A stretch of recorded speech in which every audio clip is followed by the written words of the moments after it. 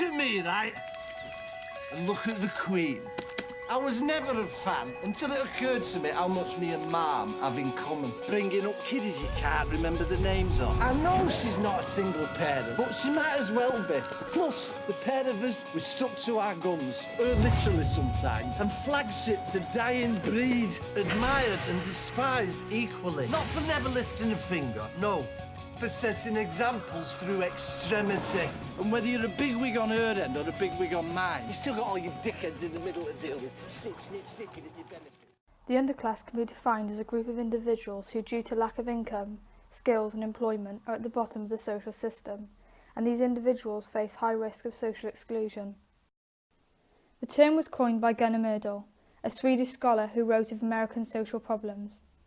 The term was not intended to pathologise the poor, but was an analytic term which described those in the lowest economic stratum of American society. These individuals had no upward mobility despite of post-war economic growth. However, the term soon became applied by right-wing politics in the discussion of cultures of poverty. Ways in which the underclass are viewed is motivated by political ideology. The political left view the underclass as a vulnerable social group at the bottom of the social system, who are excluded from wider society and who are victims to structural inequalities. However, the political right view the underclass as a group of individuals who have a self-perpetuating culture of poverty, and they discuss this group in transgressive terms, broadly characterising lower classes as feckless, fatalistic criminals dependent on welfare.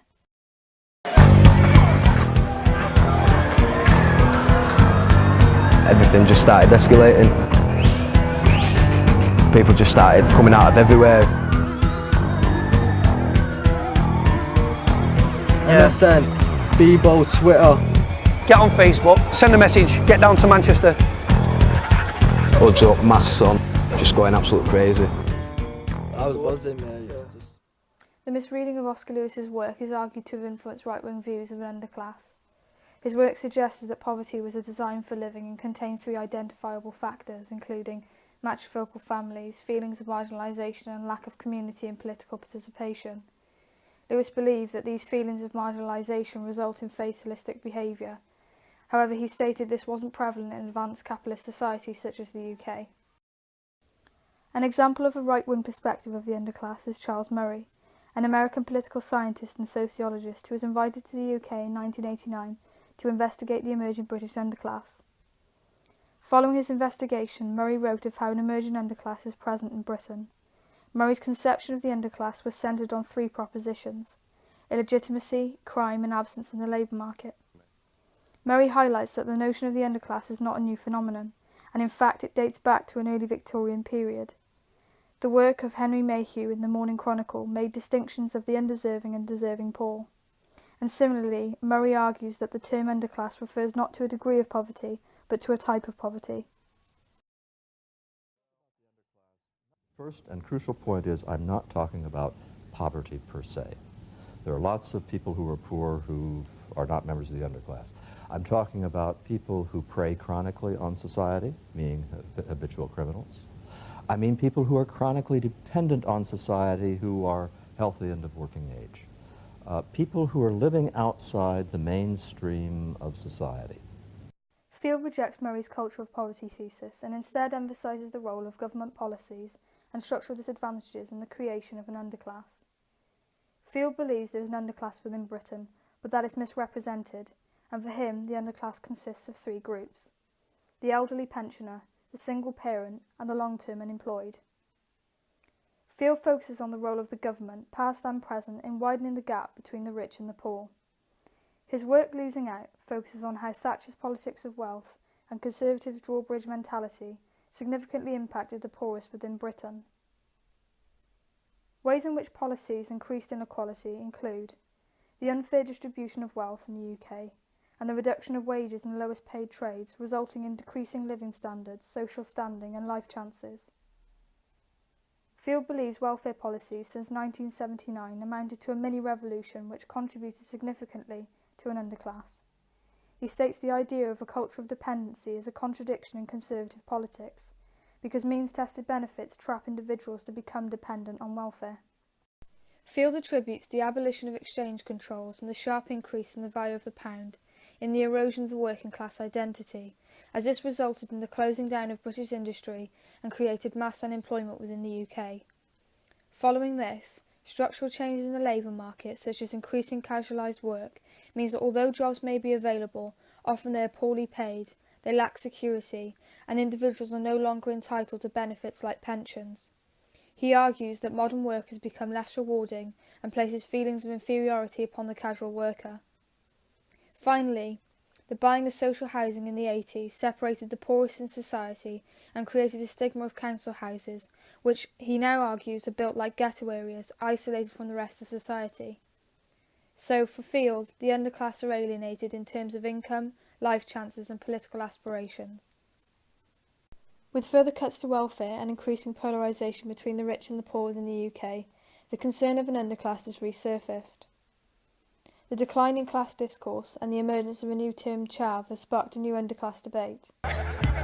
Something was in the air, and we needed a way to describe it without sounding like snobs. We didn't have to wait long. Soon, a new word was on everyone's lips. Chav. Chavs are basically gangster wannabe. What is it? Chav stands for council houses and vandalism. It degrades people. It strips people at girlfriend. She's one of the biggest chavs around, yeah? A bit, put it a bit exactly. What we tend to do, we do love the streets, wearing tracksuits and just like enjoying themselves. I like my tracksuit worms. Through Conservative and New Labour politics, the idea of class was dismantled, giving rise to the creation of a dehumanised transgressive subgroup termed the chav. Hayward and Yar argued that the term chav is a reconfiguration of the previous underclass idea through the use of new semantics.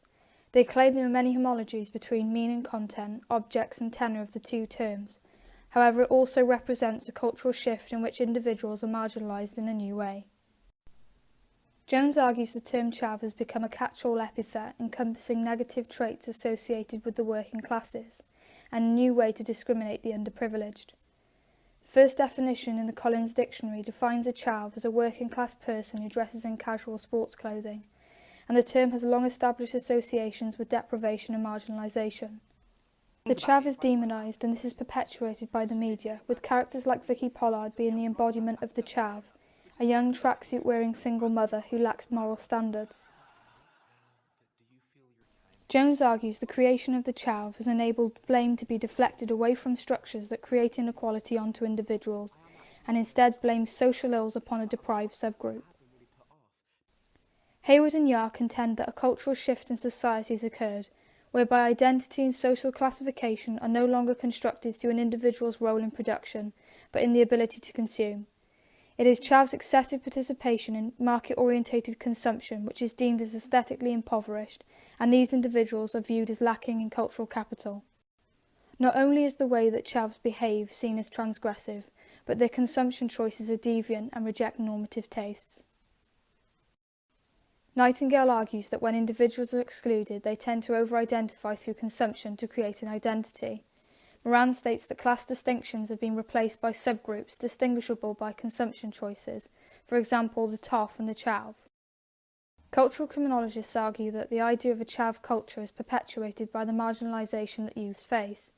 It causes individuals to reject societal norms of which they do not feel a part of, meaning a sense of identity comes from transgressing. Additionally, contemporary cultural studies claim the chav phenomenon is a symbolic solution in reaction to structural problems underprivileged youths face.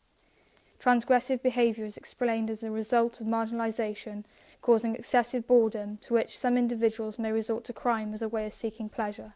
It is argued the chav phenomenon is a new identity created to compensate for political change.